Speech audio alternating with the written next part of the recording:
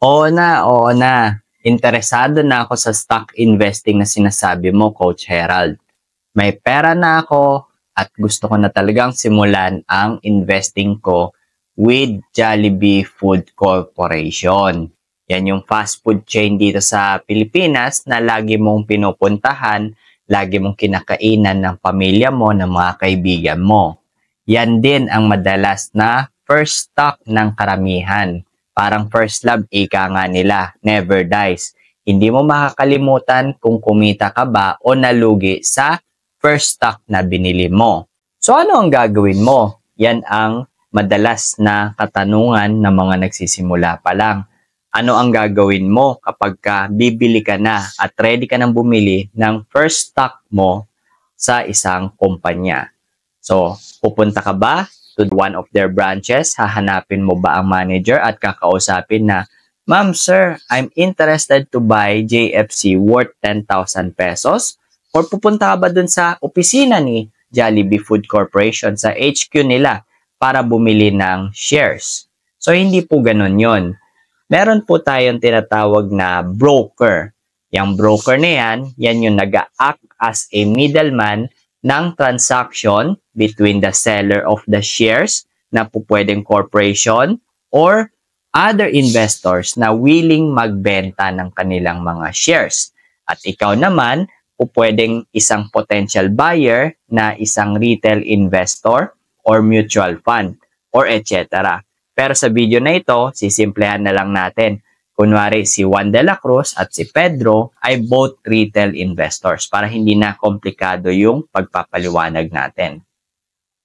For every completed transaction, lagi nating tatandaan, palaging may kabig si broker dyan. Ang tawag dyan is commission. Matalo ka o manalo dun sa transaction mo, basta meron kang buy and sell sa bawat transaction mo na nag-proceed, ang broker mo dyan ay laging panalo. Kumbaga, pwede nating tawaging bangka yung mga broker natin. Sa mga nagsusugal dyan, for sure, alam ko na alam nyo ito. Matalo or manalo kayo dun sa laro ninyo, for sure, laging merong kabig ang ating bangka at hindi tayo po pwede magreklamo tungkol dyan. Ngayon naman, pag-usapan natin yung dalawang uri ng services ng ating mga brokers. Ang una is traditional and pangalawa, online brokerage system. So simulan muna natin sa traditional brokerage. Ano nga ba ito? Ito yung tinatawag na broker assisted kung naririnig nyo na rin sa iba. Tatawag ka sa broker, sa kanila, bibili ka ng shares of a certain company, sasabihan mo sila kung ilan ang quantity at kung magkano mo siya gustong bilhin. Then, of course, they can give you an advice kung nakapag-form na kayo ng relationship sa kanila, nakaibigan mo na, naging tropa nyo na, lalo na kung big client ka pa. So, syempre, kakausapin ka, bibigyan ng magandang advice niyan. Story time muna tayo para at least may share ko rin sa inyo na naabutan ko itong traditional brokerage when I was like 9 years old. Dial up pa nga yung connection dati na bago ka makakonect sa internet, kailangan mo pa ng several attempts. At medyo may katagalan yung ganung proseso kasi it will takes around 5 minutes each attempt at hindi naman bawat attempt mo success agad sa pag-connect sa internet. So, kung 9 AM ang start ng trading, if I can remember it correctly, kasi ngayon 9:30 na 9:30 AM. Pero dati is 9 AM. So, dapat mga 8 or 8:30 na sa office ka na. Dahil kailangan mo pa mag-set up dun sa trading workstation mo. Yung pagko-connect mo pa lang using the dial-up internet, lahat yan kakain ng malaki sa oras mo. At kung gusto mo pang may konting oras para makapagbasa-basa ka ng balita, dapat mga around 7 AM na sa workstation ka na para at least mapagsama-sama mo yung mga kailangan mong gawin at magawa mo siya before trading hours. Kasi hindi naman ganun kabilis yung internet dati. So kung meron kang napupuso ang stocks na gusto mong bilhin, tatawagan mo yung broker mo, mostly in our case, di ba nga, gaya ng sabi ko, kinakaibigan namin yan, tinotropa namin yan, para kung meron inside info, pwede nilang ma-share sa'yo. O di kaya kapag katatawag ka, sasagutin ka kagad, di ba? Kasi meron na kayong relationship na nabuo sa kanila. Tapos sasabihin mo yung mga orders mo sa kanila.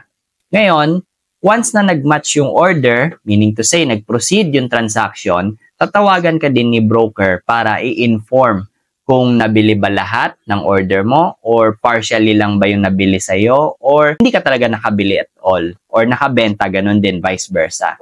Then, after ilang araw, mga 2 to 3 days, may darating na mailman to serve the invoice and collect the payment. Kaya kung maalala ko noon sa table ng aking dad, no, merong mga naka-arrange na hile-hilerang mga cheque. Iba't ibang amount at iba't ibang date.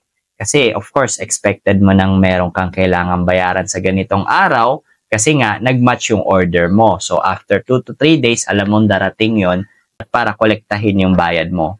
So syempre, nakikita ko kaya medyo kahit paano nauunawa natin ng konti, yun nga lang medyo hindi ko pwedeng pakialaman kasi baka tayo mapagalitan. So ika nga, you can look but you cannot touch. So nakikita ko yung para nagiging proseso noon. So, tapos kung medyo huge yung transaction mo, bibigyan ka ng certificate of shares of stocks para siyang titulo ng lupa. Pero instead na property, yung nakalagay dun sa certificate ngayon, shares of stock na kung anong stocks yung binili mo. Ngayon kasi sa modern era natin, mostly, i-request mo na ito. At meron minimal fee, may bayad to, may charges to. Kung talagang gusto mo magkaroon ng kopya.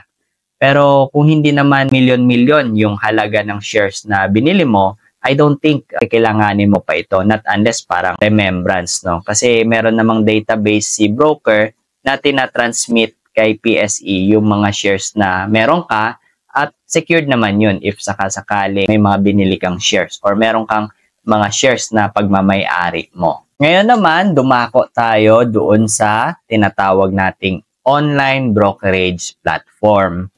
Nung nagsisimula na ako sa sariling kong mga paa, matatandaan ko way back around 2017 that I almost dedicated a quarter of my life into trading. Hindi talaga ako familiar sa online trading dahil hindi ko nga siya naabutan nung bata pa lang ako. So dahil dito, medyo bago lang kasi siya na i-launch that time, ang online brokerage, I think around 2014 or 2015 ata. So hindi talaga ako familiar doon. So syempre, bilang nag-iingat tayo na baka ma-scam tayo, masayang pinag-ipunan natin during college, mga allowances, nag-research tayo. Kaya ikaw, makinig ka para iwas scam din sa inyo na sa mga nagpapanggap na mga bogus broker dyan. Baka bigla nyo akong sisihin tungkol dito, no? So, marami yan. Basta, niwala lang kayo. Meron dyan, iba sasabihin, sa akin mo na lang ibigay yung cash mo, no? Ako nang bibili, ako nang bahala sa iyo. Bigay mo yung 100,000 mo, kami na bahalang bibili ng shares ng company na gusto mo. Pero, of course, wag na natin pag-usapan dito sa video na ito para hindi na tayo humaba.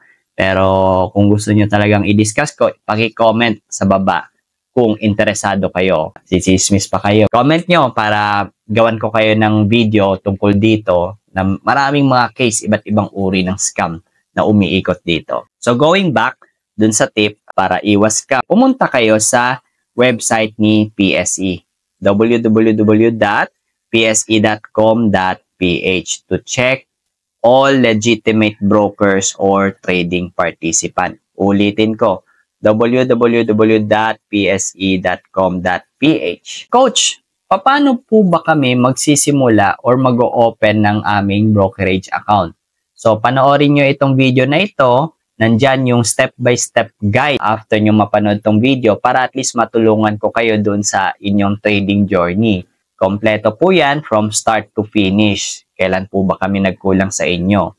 So, panoorin nyo yan. Yan yung guide para kayo ay makapag-open na at makapagsimula sa inyong trading journey.